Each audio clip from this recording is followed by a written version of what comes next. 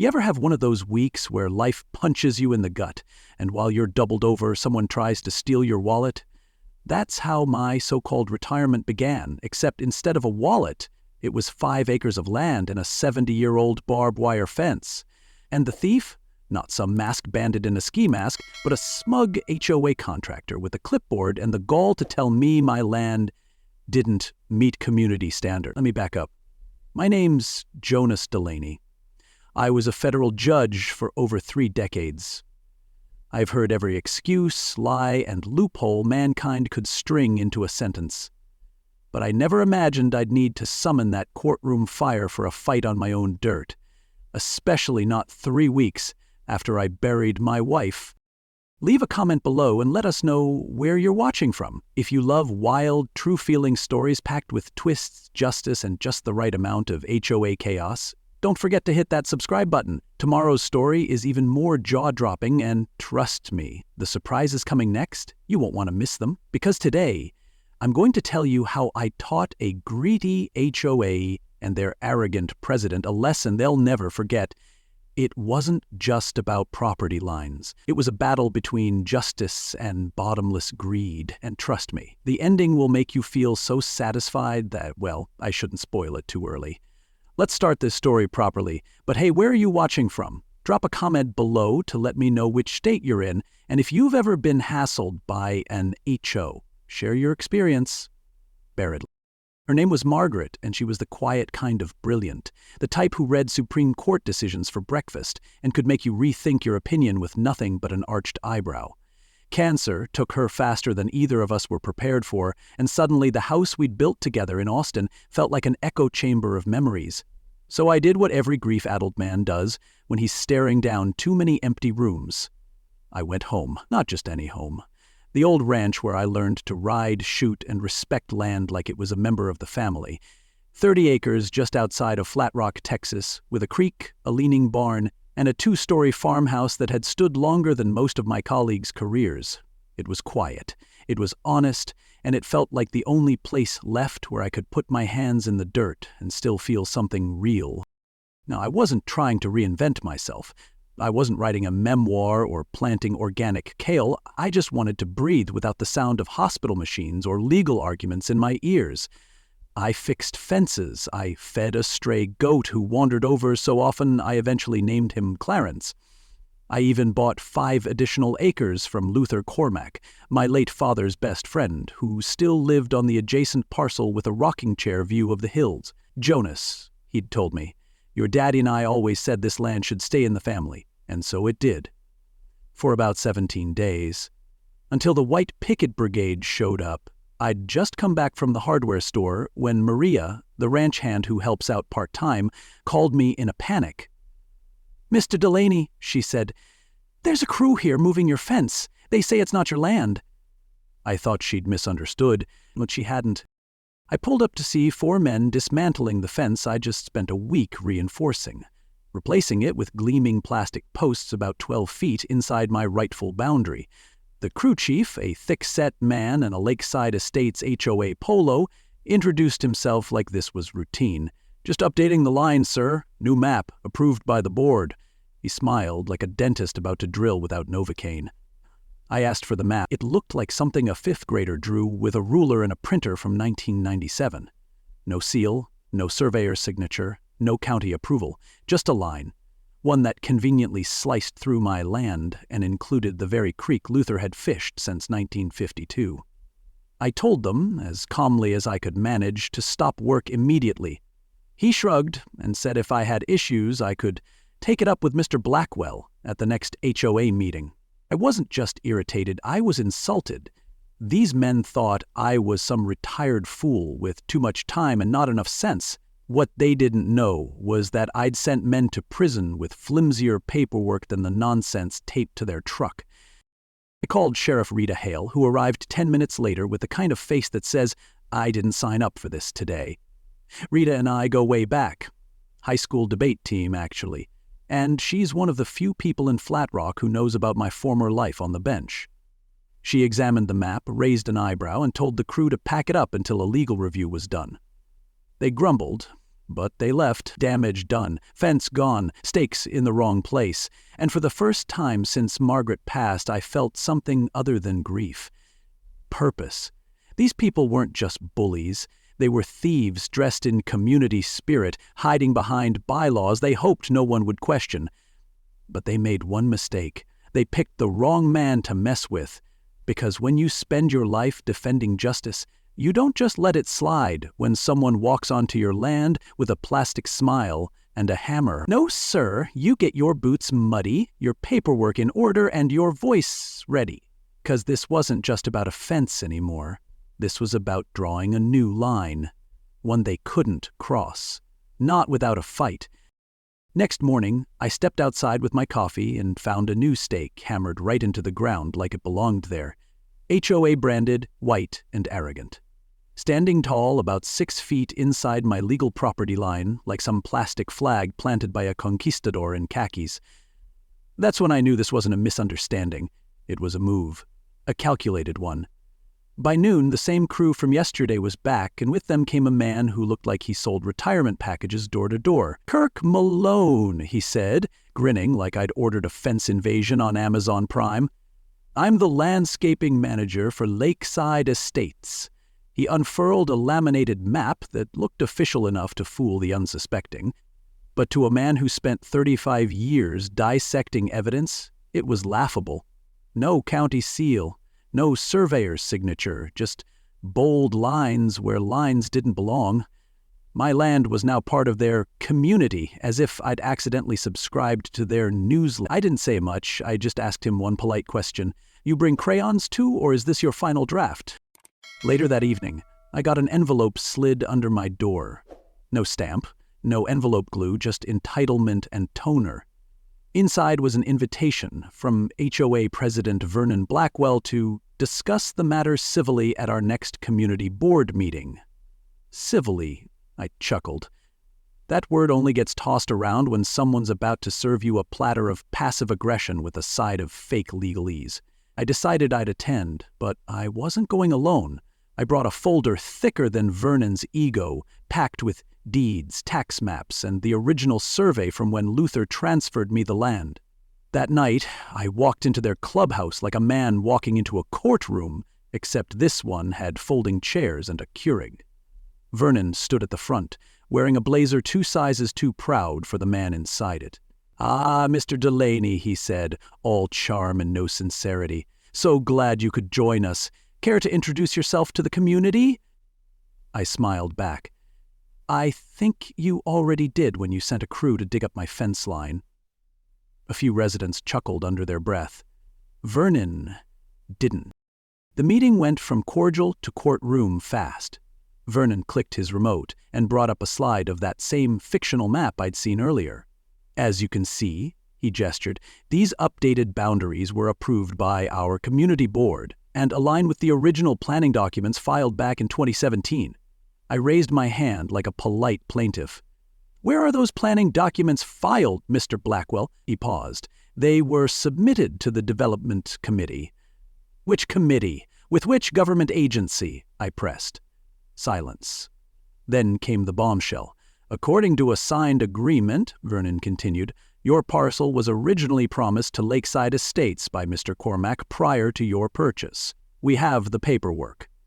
He nodded to the HOA secretary, who handed over a photocopy of what they claimed was a signed annexation agreement. My stomach sank, not because I believed it, but because I recognized the signature. It looked like Luther's, or at least someone's shaky attempt at it. I held it up, staring at a line of text so vague it might as well have been written in fog. It smelled wrong, looked wrong, and it wasn't going to go unchallenged. The rest of the meeting spiraled into a laundry list of laughable accusations. "Non-compliant mailbox paint," one board member said, as if I'd chosen toxic neon. "Unauthorized livestock," a pointed jab at Clarence the goat. "Improper fencing style," which meant the old post and wire design my granddad built with his bare hands didn't match their white picket Stepford fantasy. I waited until they finished their performance, then addressed the room like I used to address a jury. Calm. Clear. Lethal. That land has been in my family for 3 generations, I said. Any attempt to claim it with unofficial maps and fuzzy agreements won't hold in a courtroom. But if you'd like to try, I suggest you bring a better witness than someone who signs things while hospitalized. Some residents looked away. A few nodded quietly. I didn't blink. No, Mr. Blackwell. This started publicly. We're going to finish it that way too. The tension in the room was thick as wet concrete. And Vernon? He finally stopped smiling. As I walked out, I could feel the weight of every homeowner still seated. Some embarrassed, some clearly afraid. That was the real crime here, not just boundary theft, but the quiet intimidation that kept folks from speaking out. And I knew then what they didn't. This wasn't about fences or goats or mailbox paint. It was about power. The kind that wraps itself in HOA bylaws and smiles while it steals. But they'd made a mistake. Because unlike most folks in that room, I wasn't guessing how the system worked. I helped write it. And now that they'd played their hand, it was time I started playing mine. Stay with me. Because the real investigation hadn't even begun. If you thought that map was shady, wait until you see what I dig up next. The signature? Fake. The tactics? Dirtier than a barn floor in July. And the story? It's about to blow the hinges off the HOA's clubhouse door. So hit that subscribe button, share this with someone who's ever been bullied by a board, and stick around, because in the next part we're talking forged documents, a hospital bed betrayal, and the moment I realized this wasn't just about my land. It was a whole operation. You won't believe who's really behind it. The next morning, I drove straight to Luther Cormack's place, my truck kicking up the kind of dust that doesn't settle easy, just like the questions in my head. Luther was on his porch, wrapped in a quilt, even though the sun was already sweating on the fence posts.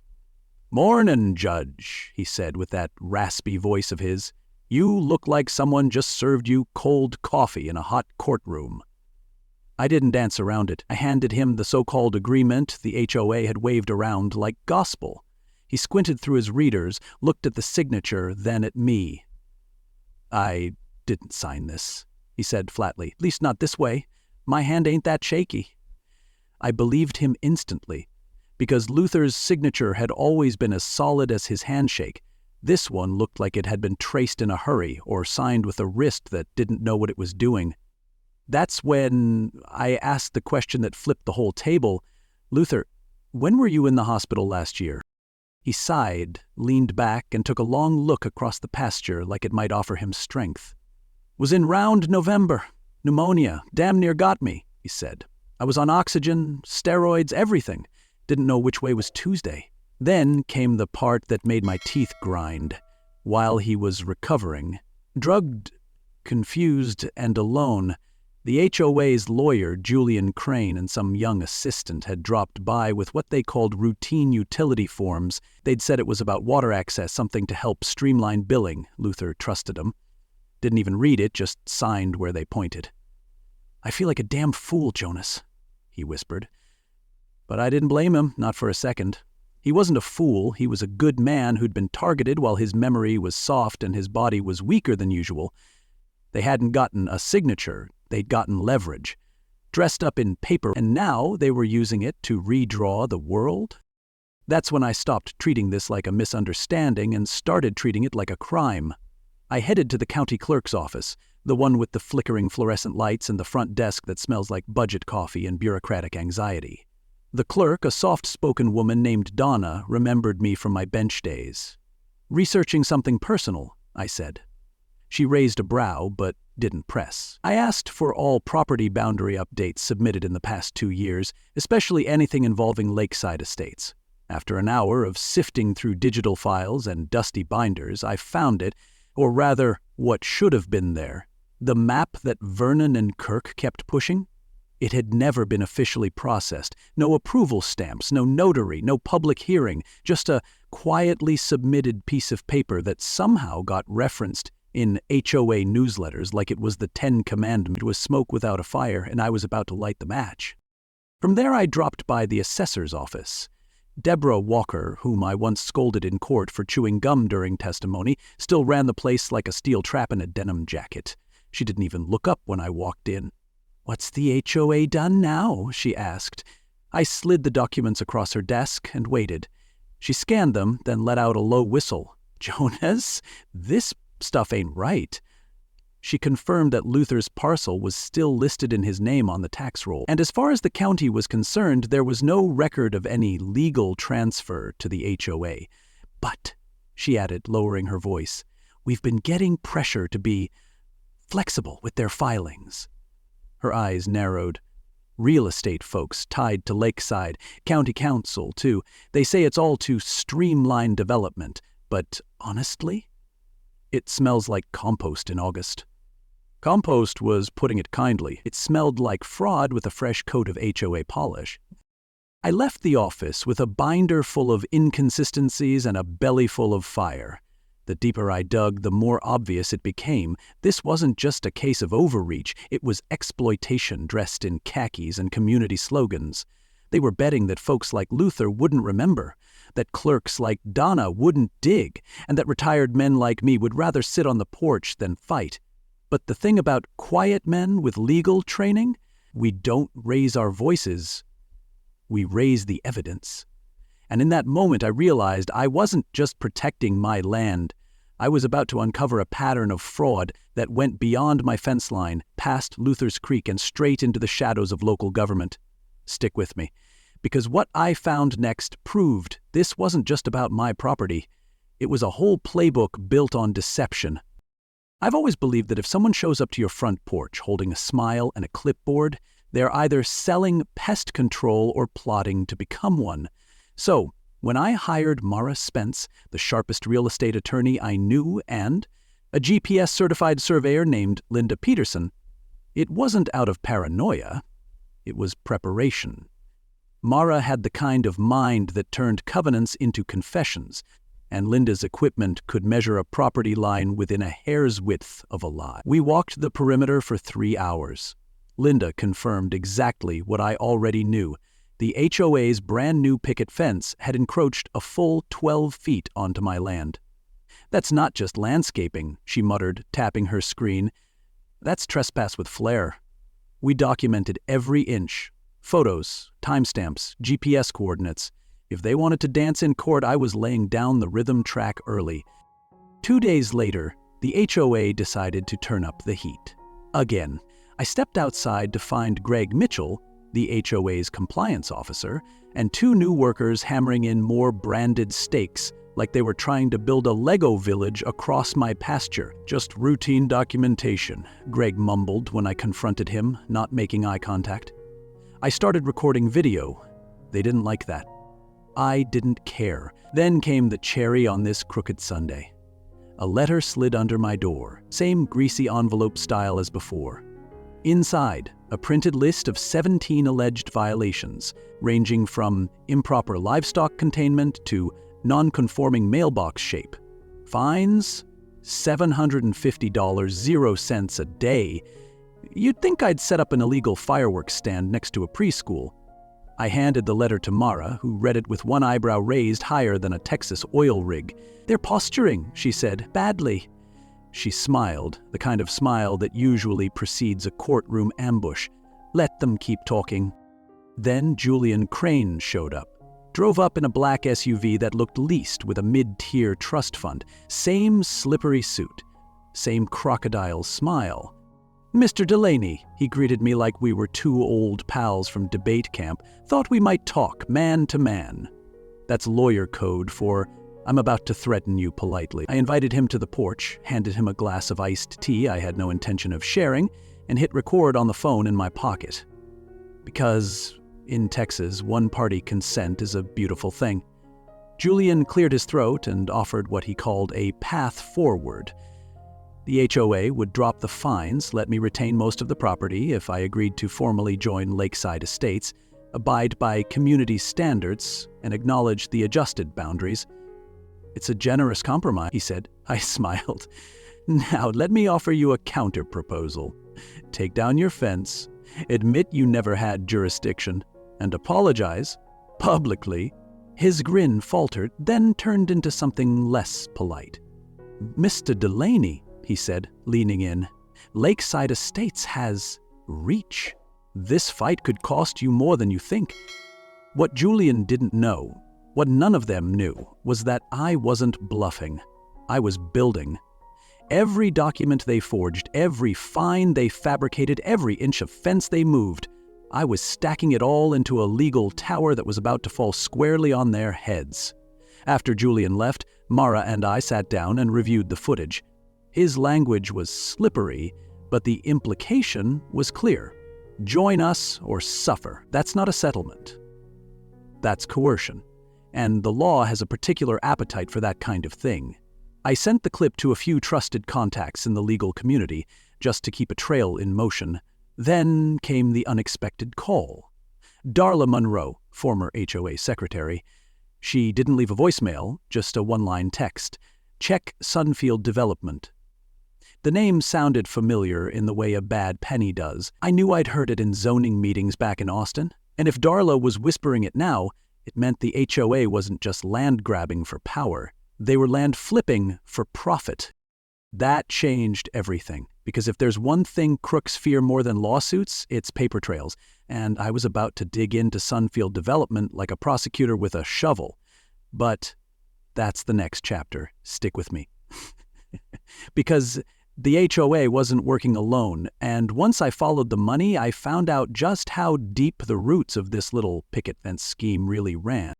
If you thought this was just a neighborly dispute over a few fence posts, think again.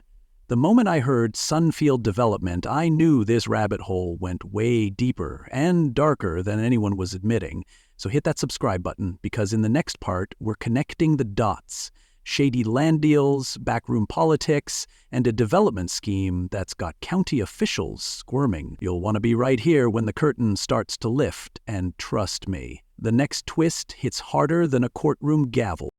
The morning of the injunction hearing felt like a slow-building storm, the kind that starts with warm air and ends with lightning cracking through the sky. I walked into the county courthouse not as Jonas Delaney, retired rancher with a fence problem, but as the man I had chosen not to be, for strategic reasons. Until now. Senior Judge of the United States District Court, on sabbatical but far from out of practice. Mara Spence walked beside me, calm as ever, carrying a case file so thick it could stop a bullet. Across the room sat Vernon Blackwell and Julian Crane, flanked by two more attorneys with matching smirks and expensive shoes. They looked confident. That was fine. Arrogance is easier to flip than fear. The hearing kicked off with Mara presenting our evidence like a master sculptor chiseling truth out of stone. Certified surveys, video recordings, forged signatures, and Julian's oh-so-friendly threats caught on tape. When the judge asked me to confirm my occupation for the court record, I stood. Senior federal judge currently on extended leave, I said clearly. The room hushed like someone had pulled the fire alarm. Vernon shifted in his seat like the cushion had suddenly sprouted nails. Julian, for once, had nothing to say. From that moment on, their side stopped attacking and started calculating. Because the second they realized I wasn't just a cranky retiree with a goat and a grudge, but a man who'd once sentenced men like them for fraud and obstruction, they knew the tone of the game had changed. Mara was halfway through laying out the HOA's pattern of behavior when the doors to the courtroom opened. A woman stepped in briskly, dressed sharply, holding a flash drive in one hand and a subpoena in the other. I recognized her instantly. Delilah Crane, Julian's estranged wife. I'd seen her once at a legal fundraiser years ago, and back then she looked polished and distant. Now she looked like someone who'd just set down the weight of a guilty conscience. The judge paused the hearing as she approached the bench, requesting to testify as a material witness. Julian stood up so fast he nearly knocked over his chair, objecting before she'd said a word. "Your Honor, this is a private domestic matter." The judge cut him off. "Sit down, Mr. Crane." Delilah took the stand with the calm fury of someone who'd rehearsed every word. She testified that she had discovered a series of emails on Julian's office computer, detailed communications between him, Vernon Blackwell, executives at Sunfield Development, and even county officials. The emails laid out everything: the plan to gradually absorb land around lakeside estates, the strategy of pressuring elderly property owners like Luther with misleading paperwork, and the forged documents passed off as legitimate. "There are attachments, signatures, payment schedules," she said. "This wasn't just overreach, it was an operation." She handed the flash drive to the court clerk, then looked directly at Julian. "I'm tired of watching you lie for profit." It was the kind of moment that doesn't just shift a case, it detonates it. The judge called a recess to review the files. While the attorneys whispered and the gallery buzzed, two men in suits who had been sitting quietly in the back row stood and walked forward. One of them flashed credentials, FBI. They approached Sunfield's corporate attorney, whispered something that made the man pale like wet paper, and escorted him outside. Julian sat slumped like a man who'd just been served his own indictment on a silver tray. "Vernon?" He just kept blinking, like someone who couldn't quite wake up from a bad dream. When court resumed, the judge granted our injunction in full. No fence moves, no bogus fines, no further HOA enforcement of anything, and, the judge added, this matter is now being referred to the U.S. Attorney's Office for criminal investigation. I didn't smile. Not yet. But I did lean back in my chair and let out the breath I'd been holding for months. What came next moved fast, faster than most justice I'd ever seen, which told me someone upstairs had been waiting for a case like this. The flash drive cracked the whole thing open. Bribery, wire fraud, real estate racketeering, even zoning corruption tied to county council votes. Sunfield Development was implicated in 4 other counties, and Julian Crane was formally disbarred within 2 weeks. They say justice doesn't knock, it subpoenas. But sometimes, if you're lucky, it kicks the door off the hinges. Stick around, because while the courtroom gave us the win, what happened next in the community proved the war wasn't just about fences, it was about reclaiming everything that mattered. It didn't take long for the headlines to catch up with the truth. Vernon Blackwell was sentenced to 5 years for fraud and conspiracy. Julian Crane got 3 and lost his law license faster than a gavel can drop. And Sunfield's executives? The ringleader received 8 years, plus restitution so steep it made real estate headlines in 3 states. For a group that tried to sneak fences across property lines, they wound up behind much sturdier ones. It was justice, not swift, but certain. And the best part? It wasn't about revenge, it was about restoration. The day those indictments hit, the fear that had lingered like fog over Willow Hollow finally lifted. You could see it in people's faces, shoulders unhunched, eyes forward. It was like we'd all remembered how to breathe. Funny thing was, not everyone on the other side was beyond redemption. Greg Mitchell, the clipboard-wielding compliance guy, showed up at my ranch with a bag of seed and a guilty look. Said he wanted to help replant what his crew had torn up. I let him.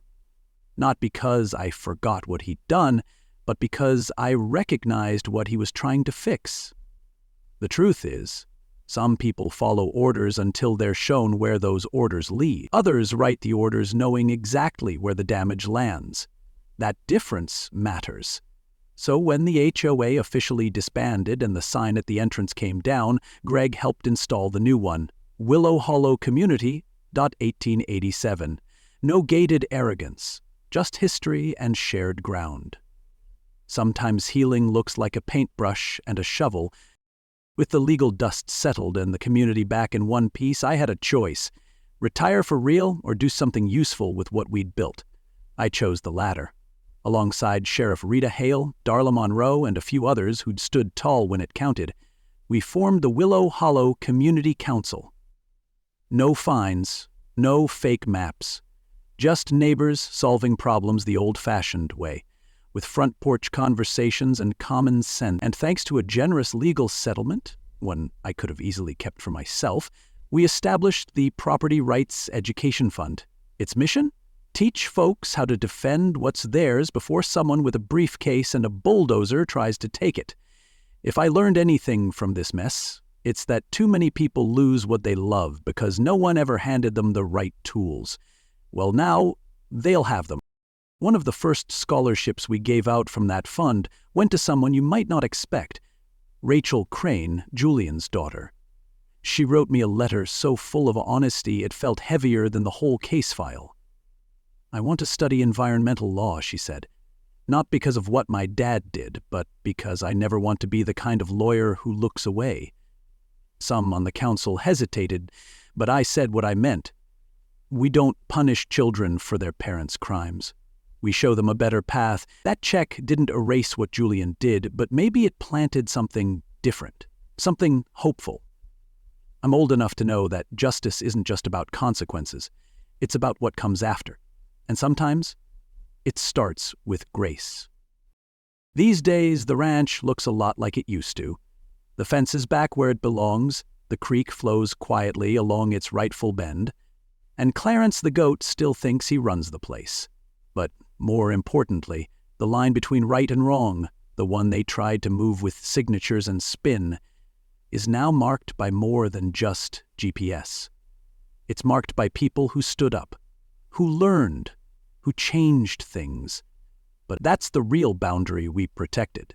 So if you're listening to this and facing your own version of the HOA circus, hear me clearly. You're not alone. Your story's not over. And sometimes the quiet man with a legal pad and a good memory, he's the storm they never see coming. And that, my friends, is how a crooked HOA tried to redraw the lines of power and ended up drawing their own downfall. I didn't set out to become anyone's hero. I just wanted peace, my land, and maybe a quiet sunset or two without a cease and desist letter stuck to my gate. But sometimes life doesn't hand you quiet, it hands you a cause. And when that happens, you've got two choices. Look away or stand up. I stood up, not just for me, but for Luther, for Rachel, for every neighbor too tired, too polite, or too afraid to fight back. And in the end, it wasn't just the fence that got rebuilt. It was the faith in something bigger, that truth matters, that justice still works, and that one voice, backed by courage and clarity, can echo across a whole town. What started with a missing fence turned into a masterclass in what it means to protect what's yours. We learned that a lie with a logo is still a lie, that power doesn't come from a title or a letterhead, but from action, and that decency is a kind of quiet strength most folks don't recognize until it rises up and slaps a bully in the face. This story wasn't just about exposing fraud, it was about restoring balance, about planting something that lasts longer than fear. And if there's one thing I hope you take away from this tale, it's this. You don't need a robe or a gavel to do what's right. You just need to know where the line is and have the guts to hold it. If you've ever been underestimated, overcharged, or pushed around by someone hiding behind a rule book they wrote themselves, then this story was for you. And if it lit a fire in you, even just a little, don't let it stop here. Tap that like button to show you stand for fairness, drop a comment, and tell me where you're tuning in from. Or better yet, share your own HOA horror story. You never know, your experience might be the spark for the next episode. And if you're someone who believes that truth still matters, that communities can heal, and that standing up for what's right isn't outdated, then make sure you're subscribed, because what's coming next, we're diving into even bigger battles, even bolder twists, and more stories where good folks get the justice they deserve. This channel isn't just storytelling, it's a front porch for the fed up, a courtroom for the curious, a place where the little guy wins. So join us, like, comment, subscribe, and keep the fire lit. The next story, it might just be yours.